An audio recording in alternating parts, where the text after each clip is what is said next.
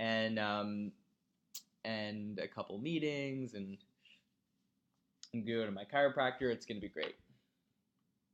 All right, so is everyone ready?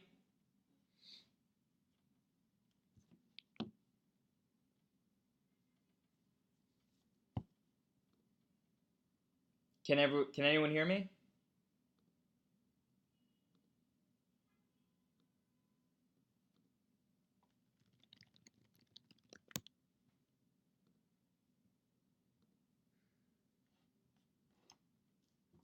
All right. How's this? Can you hear me now? Is this better? Okay, weird. I was trying to use I was trying to use my special mic, but I guess it wasn't connecting with Omnovia. So, yes, it is my birthday. One of my good friends in the trading room, um, one of my old family friends let the cat out of the bag. So, yes, it is my birthday. I will be celebrating my. Is this going to give it away? Should I tell you all how old I am? Oh, happy birthday, Jerry. Can anyone guess how old I am? Why don't we take a guess? We got one. I'll start in 1 minute. Can anyone guess how old I am?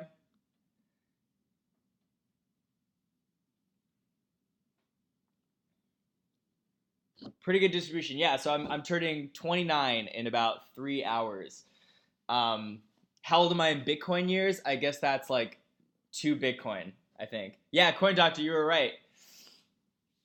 So I'm about 3 Bitcoins old. And yeah, it's gonna be a great day. So I'm very happy to be sharing it all with you.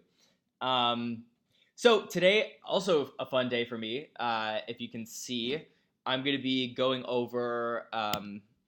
It's the Coin Mastery series. I'm going to be going over IOTA, which you're all familiar with because I sent that trade alert out at like I think 40 cents. It's a little lower than it's been, but I'm still very bullish on it, as I am with the whole market. Hopefully, can you all see my slides going back and forth? Just want to make sure. I just moved it away from full screen, but can you all see when I put that in full screen mode? Okay.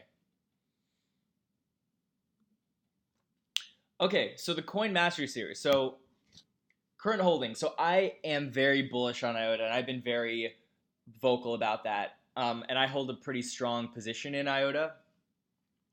I also, just like as a note, I don't know if it's a conflict of interest, but I've been collaborating with the IOTA Foundation by helping out with their meetup in New York. I've become a contributor there, so I'm not part of the IOTA Foundation, but I am.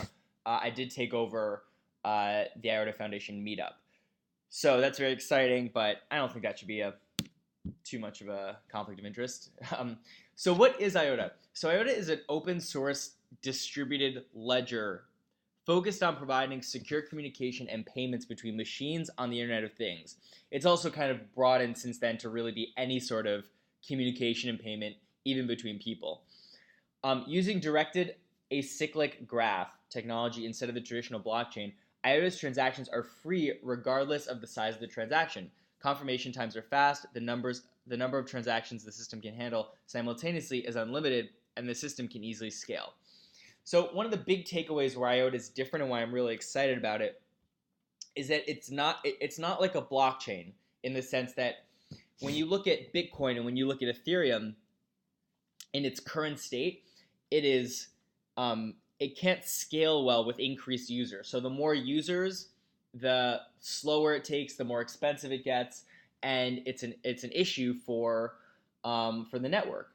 With IOTA, it's actually hypothetically how it's supposed to work is that it's the opposite. That the more people that join the network, the more people that are making transactions, it actually strengthens the network, and it allows for faster transactions the more people join, which is a fascinating concept. So it's not reliant on a literal block, but it's instead it's just people have these nodes, and all you have to do in order to send a transaction is that you have to validate 2 other transactions, and everyone that has a node has to do that.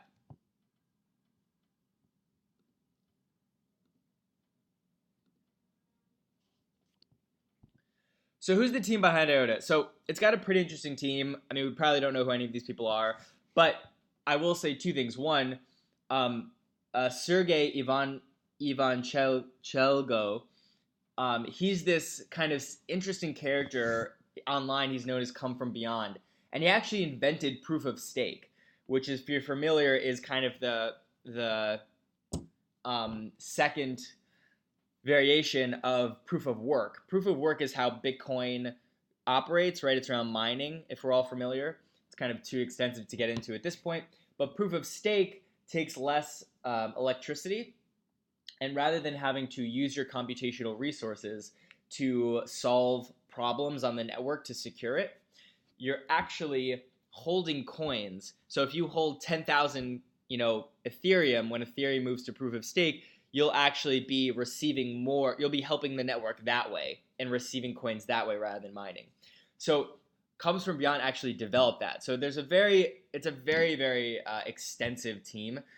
Sergey Popov, I think he co-wrote the paper on what the tangle is. Really competent team. But what's I think even more interesting is that it started out as a small group, like many of these projects do. However, they've turned into something way larger. They've actually created this foundation to help support development in the future. And this foundation has, I think they've got like 20 or 30 people. They keep hiring people like crazy, like mathematicians and scientists and people in the industry that they're trying to attack. So it's becoming a very legitimate enterprise, similar to what Ethereum did in, I think, the beginning of 2017. I don't know if they hired as many people to the extent that IOTA has been. However, where there are some similarities is that the Ethereum Foundation was created to attract business and to attract industry, whereas IOTA is doing something very similar. Another thing to keep in mind, and if you Google it, I'm sure you can find the list. I couldn't find the full list, only about 20 of them, but it's growing.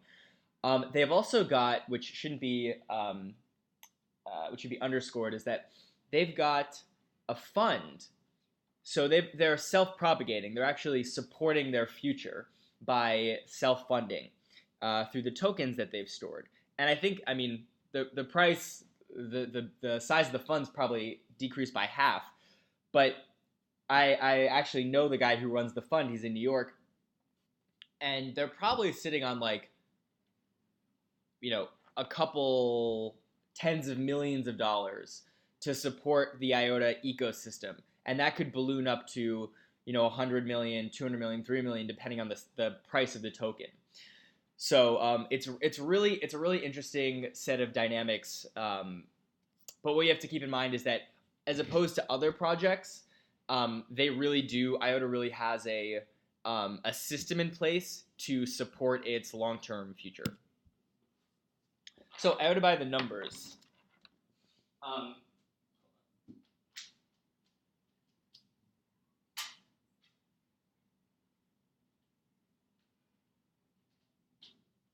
So this was taken last night or this morning.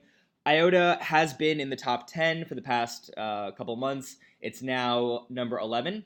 So its market cap is, as of this post, 6.8 billion, which puts it in a league of the billions. It was at 10 billion. I think it was at $4.50 for a time, and it's kind of nestled in this set of projects with Neo and EOS and Stellar and Litecoin and Cardano. So it's a really interesting play to see what's going to happen in the coming months and how these projects shake out, because in the next coming months, it really is make or break. It's going to answer whether these projects can perform, whether they can deliver, are they sustainable. So we're probably going to see these spots shake up quite significantly. So IOTA has pretty large trading volume. I think its largest platform is Binance. You'll notice that the circulating supply and the max supply is the same. So they did a very small ICO a couple of years ago, I think in 2015. They've been working on this since 2014. So it's a pretty old project in the world of cryptocurrency projects. Um, I think they only raised 500,000 or 5 million. It was a very small amount, and it was pre-mined. So they released all the tokens that could ever been distributed, and they saved a portion for the foundation, um, and then they released them into the wild. I think the other thing too is that every founder had to buy into their own coin. So someone didn't just get 3% of the coins because they were a founder. You actually had to every single person I believe had to buy their own coins, which is a pretty unique characteristic of this project. So we've seen some pretty interesting movement. IOTA was hovering at around 40 to 60 cents. I'd say 20 to 60 cents for about 7 months, 6 or 7 months. And then in December, it catapulted with a lot of these other projects, and it hit almost the $5 range. I think it might have even breached $5. And right now, it's been finding this new support level, and we'll be figuring out exactly where that is. By the numbers, so the three biggest exchanges for it are Bitfinex, Koinon, which I think is Korean, and Binance.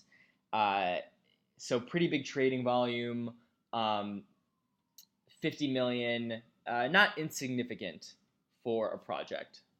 50 million for one exchange. Hold on a moment.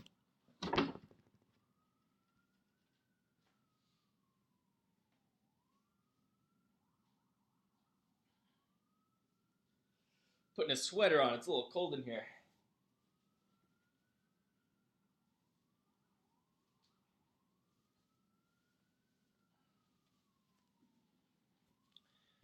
Okay, so what does IOTA do?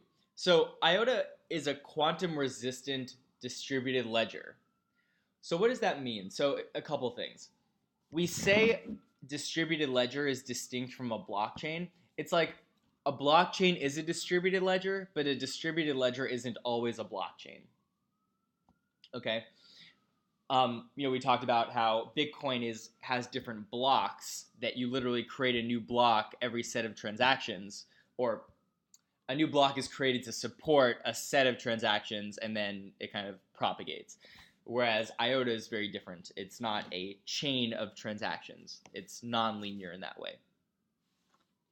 It's quantum resistant because it's tertiary. So they're actually building it so that they're building it in such a way so that when quantum computers are developed, so there are some quantum computers in the wild right now, but none of them are, I think, production scale, or they're not like out in the wild in the sense that anyone can use a quantum resistant computer. There's a real concern that a lot of the current blockchains like Ethereum and Bitcoin, all these other ones, they're not quantum resistant. So quantum resistant means that you can brute force hack